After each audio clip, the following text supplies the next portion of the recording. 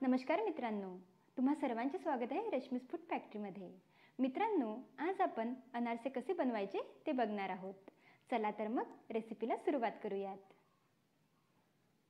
यासाठी मी घेतलेले आहेत 1 कप इडलीचे तांदूळ. नेहमी अनारसे करताना तांदूळ हा जुनाच वापरावा. तर तांदूळ जुना आहे हे कसं ओळखायचं? तर त्याचा भात तुम्ही एकदा करून पहा. जर चिकट भात तयार झाला तर तांदूळ नवीन असतील आणि जर भात मोकळा मोकळा तयार झाला तर तांदूळ जुने आहेत असे समजावे. हे तांदूळ मी 3 वेळेस पाण्याने स्वच्छ धुवून घेतले आहेत. दूध, खसखस आणि तेल. आता धुतलेले तांदूळ मी एका डब्यामध्ये काढून घेतले आहेत. या तांदूळामध्ये तांदूळ बुडेल इतपत पाणी म्हणजेच जवळपास 2 ते 3 ग्लास पाणी ॲड करून घ्यायचे आहे आणि डब्याचं झाकण लावून डबा सावलीमध्ये 2 दिवस असाच ठेवायचा आहे. आता तिसऱ्या दिवशी यातील पाणी काढून टाकूयात आणि तांदूळ पाण्याने स्वच्छ धुवून एका चाळणीवर 10 मिनिटे निथळत ठेवूयात.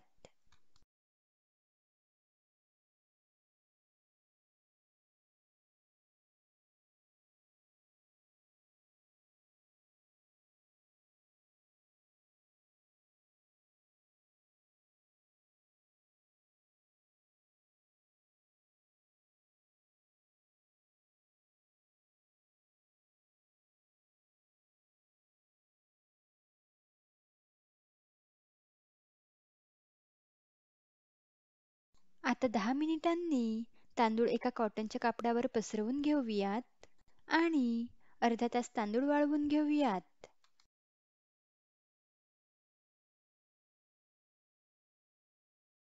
हे तांदूळ उन्हात किंवा फॅनखाली वाळवायचे नाहीयेत.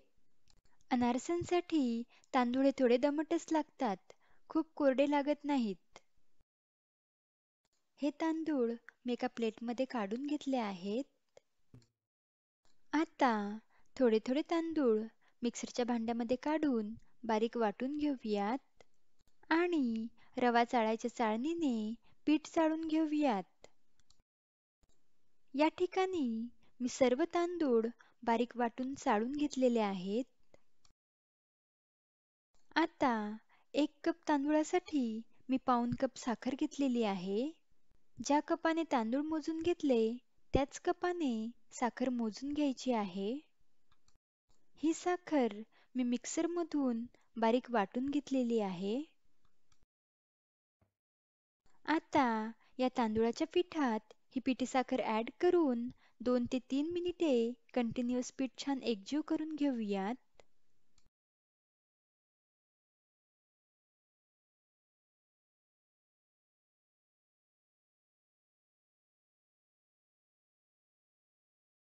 तांदूळाच्या ओलसरपणामुळे पीठ छान एकजीव होत आहे. पीठ छान एकजीव झालेलं आहे.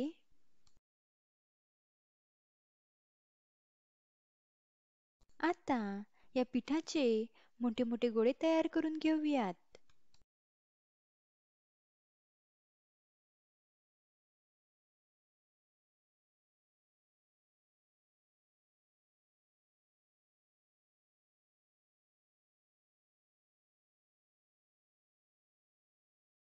हे पिठाचे गोळे एका स्टीलच्या डब्यामध्ये ठेवून 5 ते 6 दिवस डबा उबदार जागी ठेवूयात.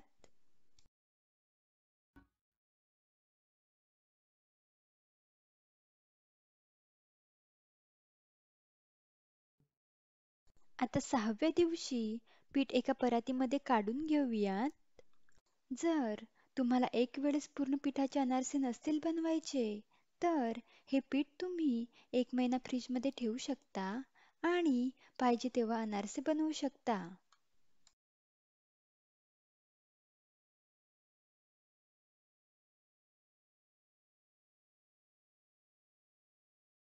पीठ थोडं कोरडंच असल्यामुळे पिठामध्ये थोडं थोडं दूध घालत पीठ मळून घेऊयात.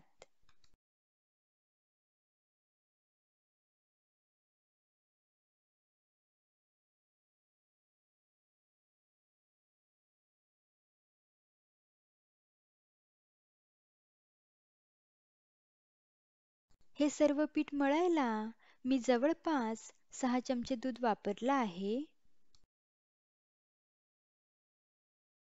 पीठ 5 ते 6 मिनिटे छान मळून झालेलं आहे. आता पिठाचा छोटा गोळा तोडूयात. तुम्ही बघू शकता गोळ्याला बिलकुल क्रॅक पडत नाहीयेत. म्हणजेच आपलं अनारसाचं पीठ छान मळलं गेलं आहे. आता पिठाचा छोटा गोळा तोडूयात आणि गोळ्याला थोडं तेल लावून प्लास्टिक पेपरवर ठेवूयात व पेपरची अर्धी बाजू दुमडून पातळ असा अनारसा लाटून घेऊयात.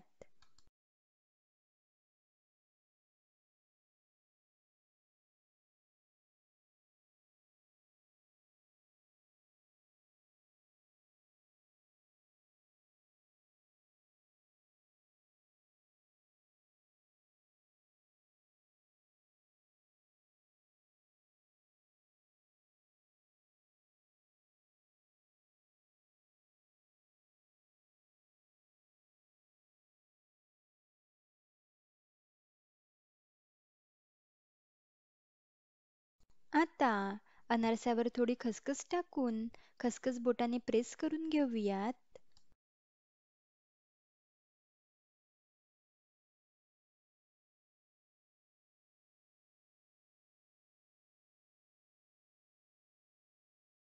आता अनारसा आपण तळून घेऊयात. त्यासाठी मी तेल गरम करायला ठेवलेलं आहे. तेलाऐवजी तुम्ही तूप सुद्धा वापरू शकता. तेल गरम झालं की नाही हे चेक करायला मी पिठाचा थोडा गोळा तेलामध्ये टाकून बघत आहे. तेल चांगलं गरम झालेलं आहे. आता गॅसची फ्लेम लो करून अनारसा तेलामध्ये ॲड करूयात.